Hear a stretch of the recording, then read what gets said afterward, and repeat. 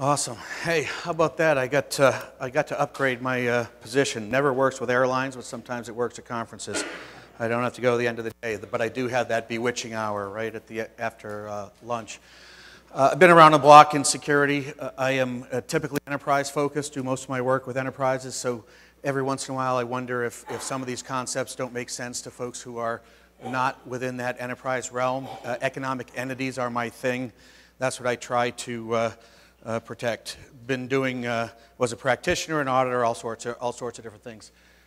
These concepts are really intriguing to me because on the one hand, I think of them as sort of mundane and routine in lots of other domains other than security. On the other hand, it's not clear to me that we apply them particularly well within the security domain. So my goal is to try to take economics concepts and financial concepts and try to find a way to get to help our security profession get smarter about the way we make decisions.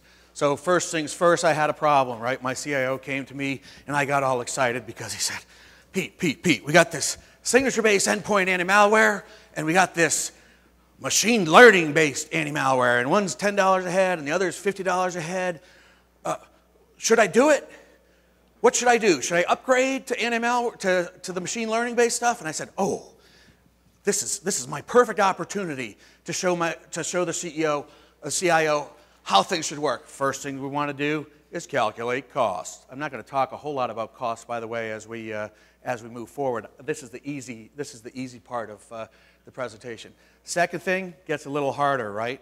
We got to figure out a way to estimate losses, and then finally we have to compare and contrast different options. There's a little trick in here that I haven't shown here, which basically I set our estimated risk loss to 1 for the existing solution that we have as a way to then project out to the other alternative solutions to address one of these problems. So I thought I was dandy, going, well, what really just matters is whether this new solution is going to reduce enough risk to account for the added expense, right?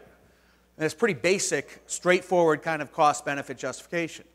But we don't do things that way. He said, well, what goes on?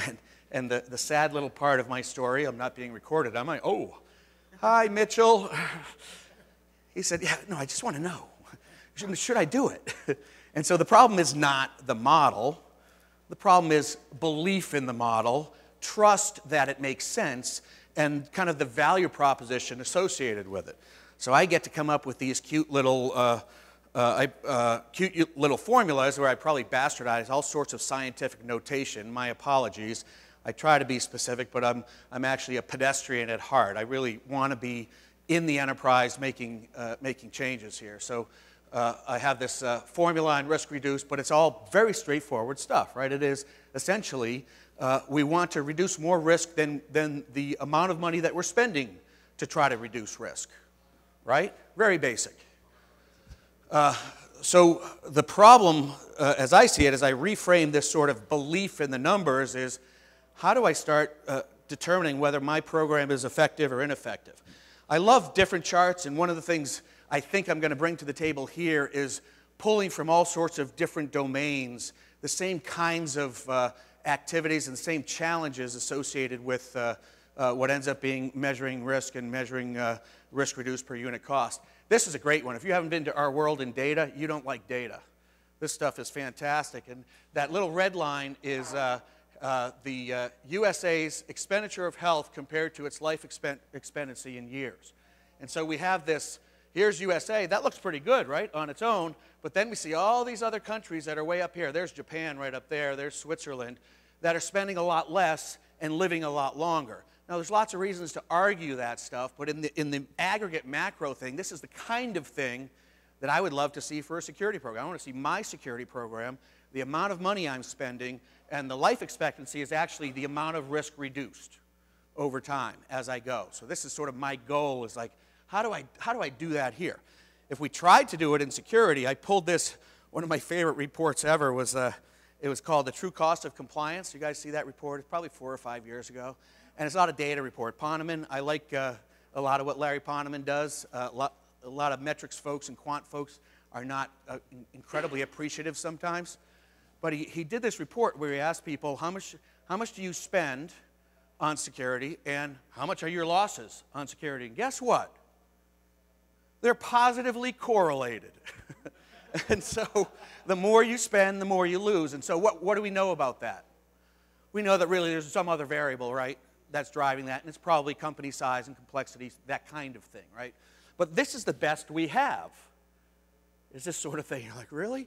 The more I spend, the more I lose. I've collected some data on this as well, and really it ends up being something like that, because we're always incurring losses even as we spend money to try to prevent that from happening.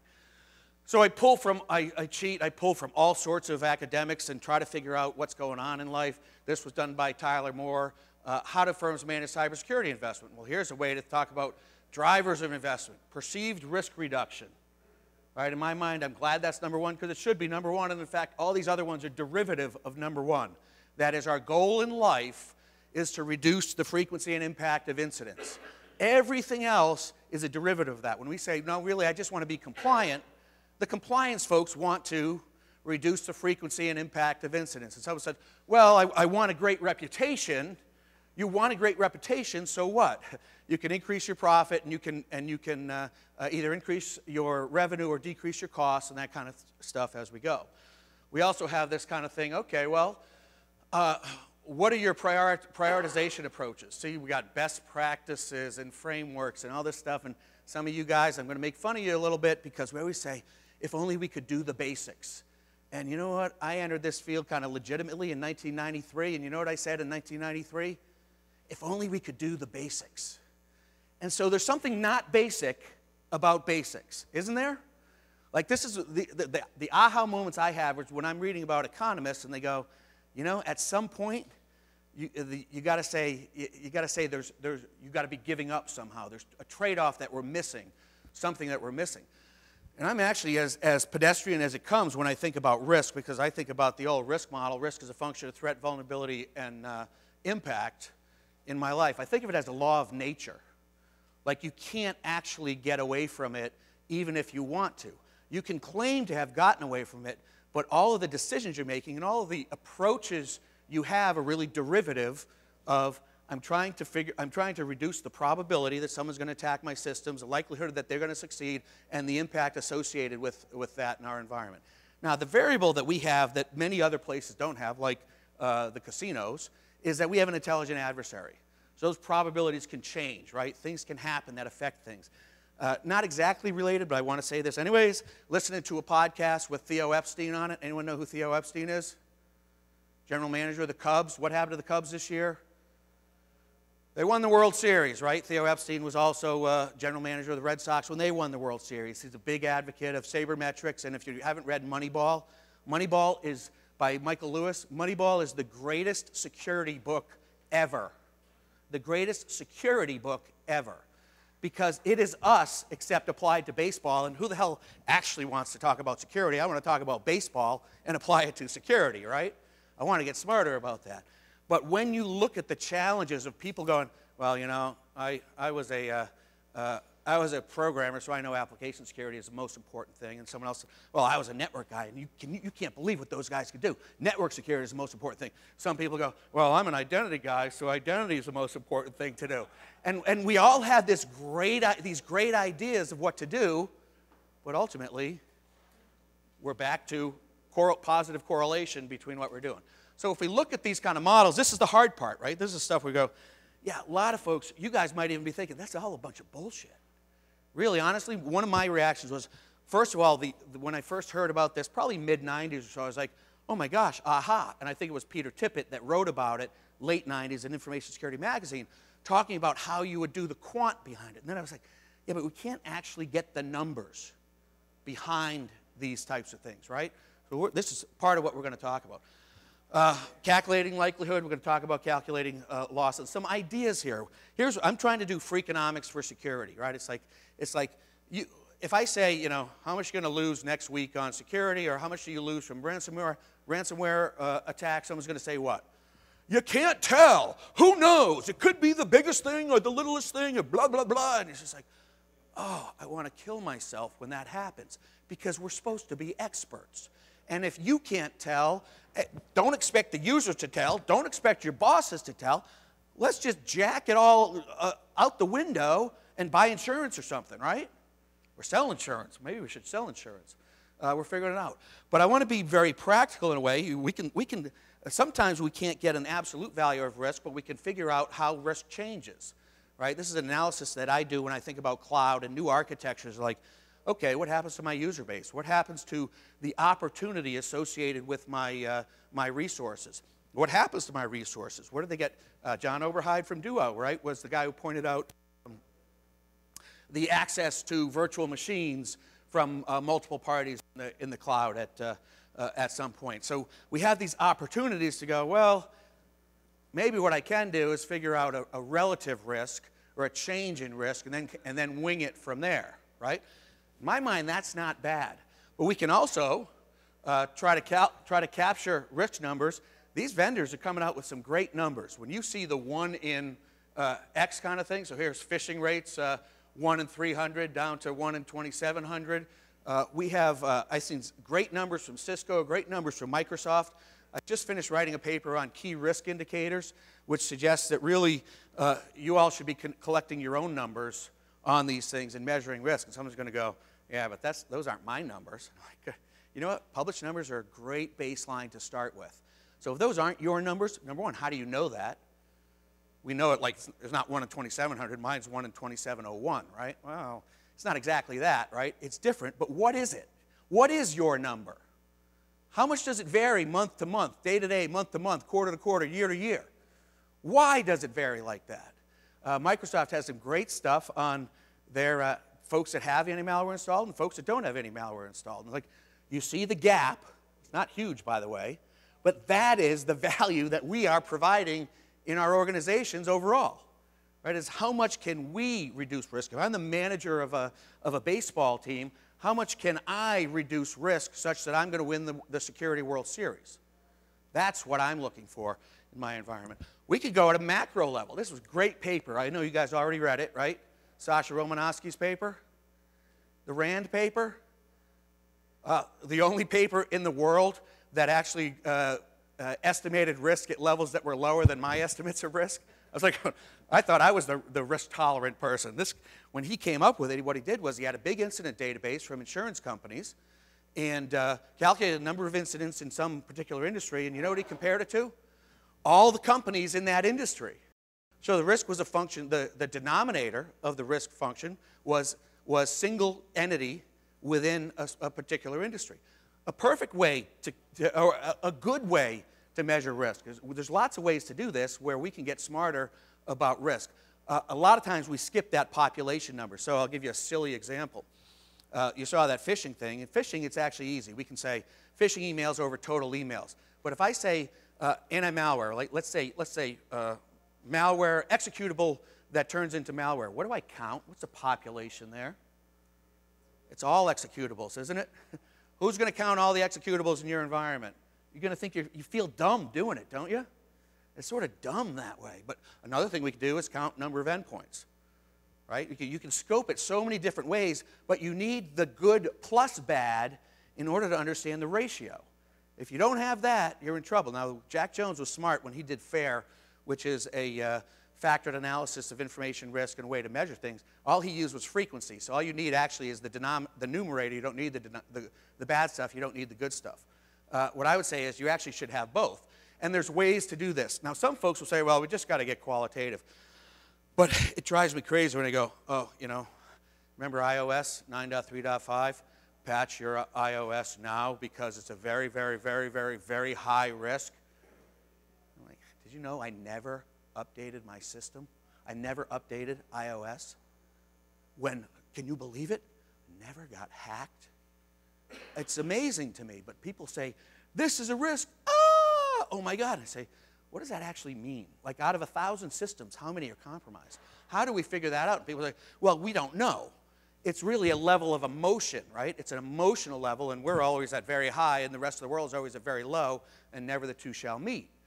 But if we could say, like they did in healthcare in this study, meta-study, hey, you know, when you go to the doctor's office, and they say there's a low chance that you're going to get side effects from this particular drug I want to put you on, out of 100 patients, how many people do you think will get side effects from having that drug? And they did this 1,000 times, probably 10,000 times, probably 1,000,000 times. And guess what? Low doesn't mean low. You all have your interpretation of what low actually is. But it's all different. Why wouldn't you want to say low to me is 5 so someone else could say, well, low to me is 2? Why wouldn't you want to do that? I don't understand it, really, to be honest. And we say, well, you can't do that. I go, well, we can do that, and we can get better at it. And in fact, even if we can't do it, it's going to be done to us. Kills me like that. And I cheat a little bit, and I try to go, okay, how am I going to do that in my environment? And I say, okay, well, if we go very low to very high, we can figure that out. And I say, okay, what do you think of as very low frequency and very high frequency? You can just go through this exercise, right? And the answer doesn't matter as much as the consistency matters, as much as the understanding and the communication matters to your environment. By the way, that was healthcare that I showed you, that example, but it happens it's crucial in the intelligence community, right? Because we actually got to know that stuff, especially nowadays. We absolutely have to know that. And so they do the same thing. They refine their model and say, let's put numbers to this stuff so that things make more sense. Very hard in that world. I'm so glad we're in the digital world because it's 10 times harder to do risk assessment with adversaries in the physical world. Can you believe that? Harder. Who knew, right? How about calculating impact and loss? This is one that gets everyone, well, I don't know. What do I care about? What do you guys care about? Reputation, right? I care about the front page of the Wall Street Journal. I'll show you a survey I did on that.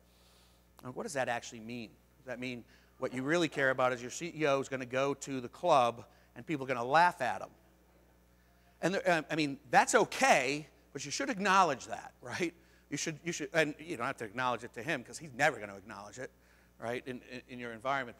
But it's okay for us to have different notions of what value is. How much will you pay? Write it down right now. How much would you pay for a 32-ounce fountain soda Diet Coke? Well, some of you don't care, don't like Diet Coke. You pay $0, right? I might pay up to $7 if I'm at a baseball game or something like that. I just went down to the street to the taco shack and paid $2.50, I think, you know? And I had free drinks right here. So that idea of what's valuable and what isn't is really okay for individuals to decide that. In economic entities, you need a consensus for what's okay and what's not okay for that kind of stuff. But we can tease this stuff out if we think about in economics, they have two different concepts that are important. One is stated preference versus revealed preference. So that is what you say you do versus what you actually do. And another is willingness to pay versus willingness to accept. So they would use techniques associated with contingent valuation in order to get to the value of, say, the view from a mountaintop that's looking to be leveled and developed over with skyscrapers, right? How much is that actually worth? You think we had it hard, right? That stuff is like, oh my gosh, that stuff is crazy. And so the NOAA actually put together a task force of economists to figure out how to think about this stuff. And there's no right answer or wrong answer. There's only a valid approach to thinking about it and a legitimate concern and interest in it that matters much more than that. What's a life worth? You know, Kenneth, I'm going to forget his name now. I think didn't he just get fired from Baylor? What's the guy's name? He's always doing the negotiations. He's a lawyer. I can't believe it. Huh? Ken Starr. Ken Starr. I thought it was Starr, but I was like, had to decide how much to distribute to the victims of 9/11. Right? Hey, life doesn't matter. Life is life. I'll spend whatever it takes to save a life. And then the practical matter is you don't have whatever it takes. Right? Sometimes you lose a life. And sometimes you want to compensate victims. And so we have these, this was from the New York Times, we have a methodological approach in a book called What's a Life Worth that Kenneth Starr wrote about the 9/11 victims and the process he went through to figure out something that is impossible to figure out, right? You still got to do it. Net Diligence did it for us too. Net Diligence, you know what they do? They keep track of, they talk to all the insurance companies and they look at all the insurance payouts. So these has nothing to do with reputation, it has to do with payouts. It's typically cost-based stuff more than any kind of value-based stuff or anything like that. So in my mind, this might be a good low value estimate to use for possible impact in various things. And they have a lot of other stuff. This is actually the Romanowski paper too. By the way, Sasha Romanowski from RAND. I apologize, when I was making some of these slides, I didn't always do a great job in sourcing it, which is a big no-no, as I know. So my apologies there. I basically didn't do any of this. How great is that? I did do this one, though. One of the things I thought is, as I try to cheat, right, I'm freakonomics, I'm going, okay, how can I get value from folks that will say, you can't tell value? And I can ask them a list of 20 different questions that I'm looking to create a canonical set of impact questions for two reasons. Number one is, a lot of folks say, you know what my biggest risk is? It's not having multi-factor authentication. And I immediately go, oh my gosh, that person needs to go stand over here because he doesn't understand risk. That's not your biggest, it's never your biggest risk. That is only an opportunity to reduce risk put into your environment. The risk is associated with confidentiality, integrity, and availability. So if I can create a cheated set, I'm happy to share this stuff with you. I apologize if the details aren't quite there. And what comes out and ask folks, on a scale of 1 to 10, you know, rate these things based on impact on a scale of 1 to 10. I hate doing that. But it's the only thing we can do. It's really, honestly, the only thing we can do in today's field. You get these great answers, right? What do they care about the most? Breach disclosure on the front page of the Wall Street Journal. You know what else they care about? Here's Target style breach. Here's Sony style breach. Guess what? They're on the front page of the Wall Street Journal. How could it possibly be that they care less about that, and yet one subset of that is up higher? So one of the things, I don't mean to be rude to these folks, but there's a lot of bias out there. And we need to separate out the emotion from the analysis. And so the reason I asked this was so I could say, see this one? Unrecoverable wire transfer of $250,000. Can you quantify the impact of that? I'm going to give you a hint. It's $250,000. And so if I can draw a line and say, oh, above the line, greater than $250,000. Below the line, less than, right? I made a mistake here, and I'm still trying to figure out, there's so many different sizes of companies, it's really hard to do. I want a canonical set of these that is just like, oh yeah, everyone has a way to think about this stuff. And I started at, look, $10,000 worth of goods not received. At the lowest level, it doesn't matter because everything is above $10,000, even for the smallest entities out there. But you have various levels of items that can be, where the losses can be calculated versus not. So we're backing into these numbers and these impacts to whatever extent we can.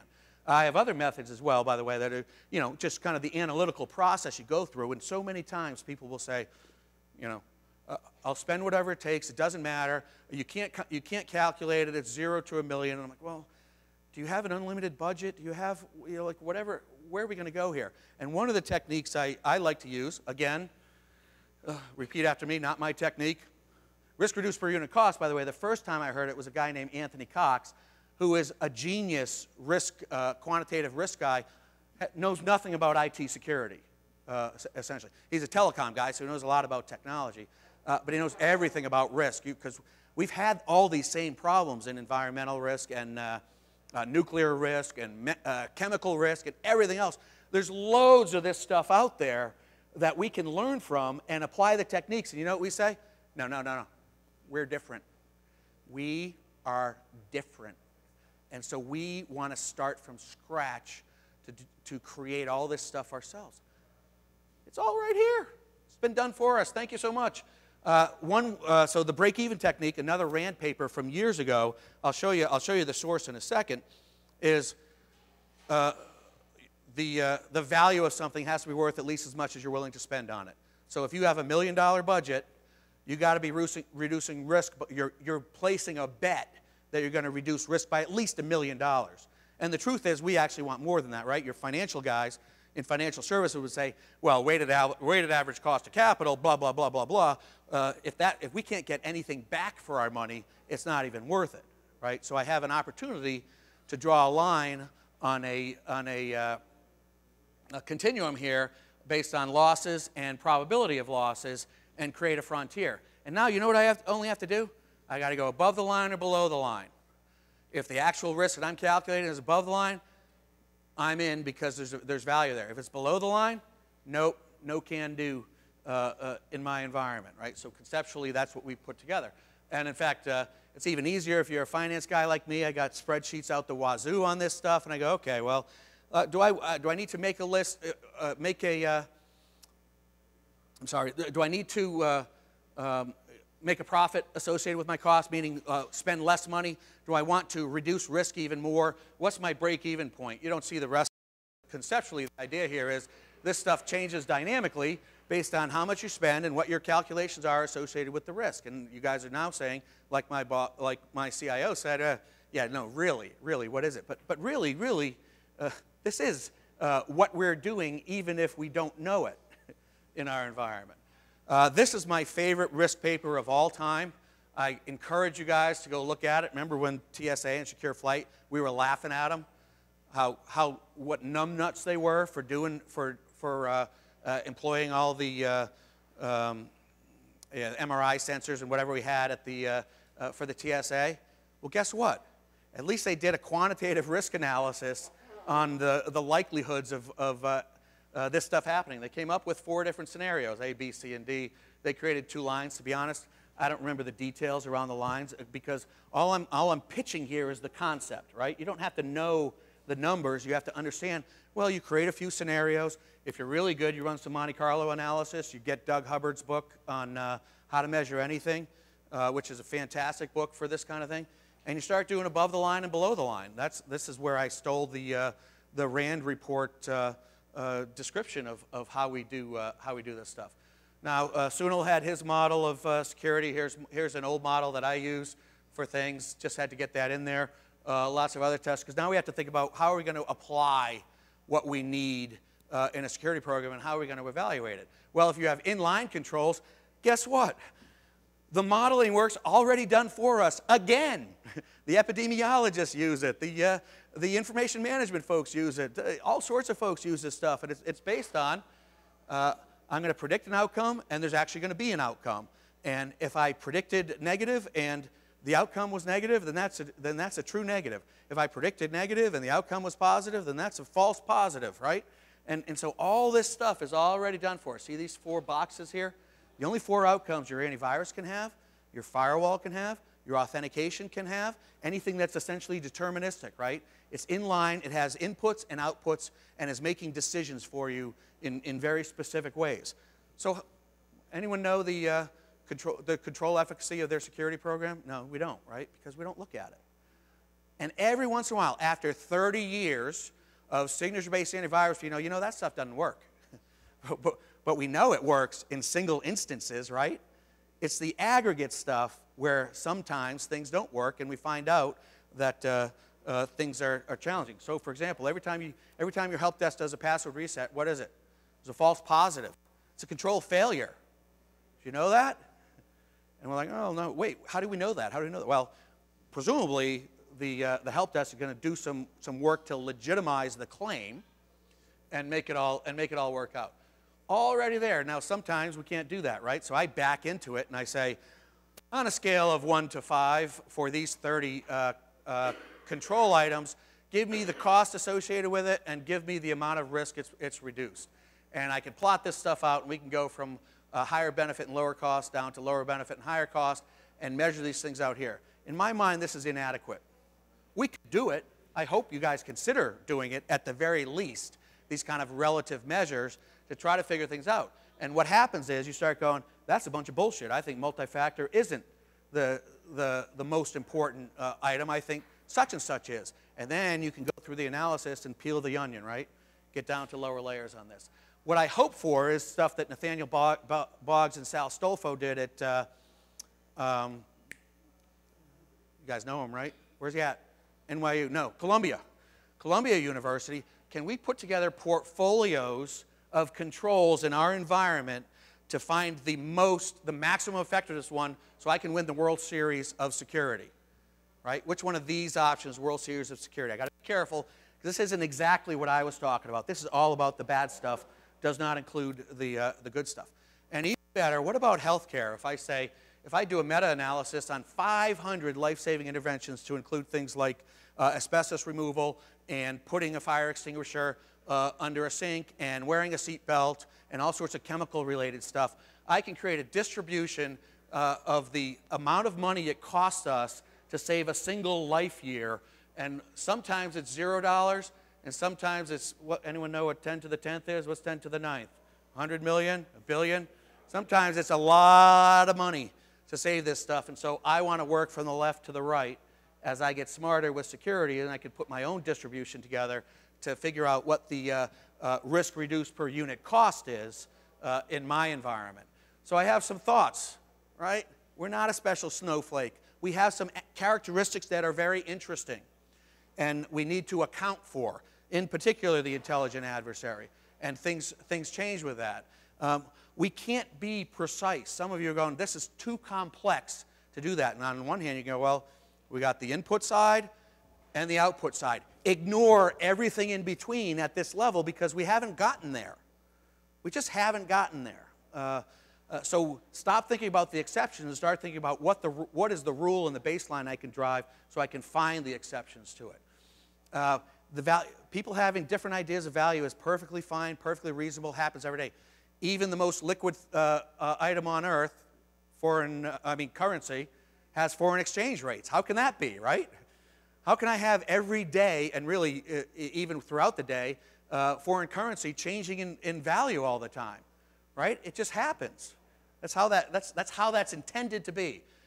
With economic entities, if you care about reputation, really you should be caring about it because there's some impact on revenue, some impact on costs. And it doesn't feel good, but it's the truth of an economic entity in our environment. And oh, by the way, all this stuff, it's like, oh my gosh, this stuff is so complex. We're doing it anyway. Anytime we say, yep, I just got approval to spend $10,000, you just made a claim that you're going to reduce risk by at least $10,000. Let's get better at it. Sound good? Are you guys in? You loving life? All right. Thank you very much. I don't know if I have time for questions. I didn't see in anything. Whoops. Oh, boy. I love this stuff. Data analytics, that's my thing. If you're not aware of him, John Garrett deals with very hard to calculate risks, like power plants, chemical weapons, and 3 Mile Island. Amazing guy. Yeah, I haven't heard the number. Great stuff out there on terrorism, risks associated with terrorism. Yeah, he's it. John Garrett, look him up. John Garrett, sounds great. Yeah, so we can do, and by the way, I think I had one thing on there on intervals, confidence intervals, right? We're talking about predicting the future, so it's not like we're going to have a level of precision, but the person with the smallest interval is the expert. So for example, if I say what year was Einstein born in, give me a range of years that he was born in. The person with the lowest number of years in the difference is the expert on Einstein's birth. So that's what economists say. So if we're the experts, our intervals could be large, but they should be right more often than the pedestrian folks that are in there talking about security, right? Otherwise, maybe we're not the experts. Great. Any other questions? Am I done? Thank you.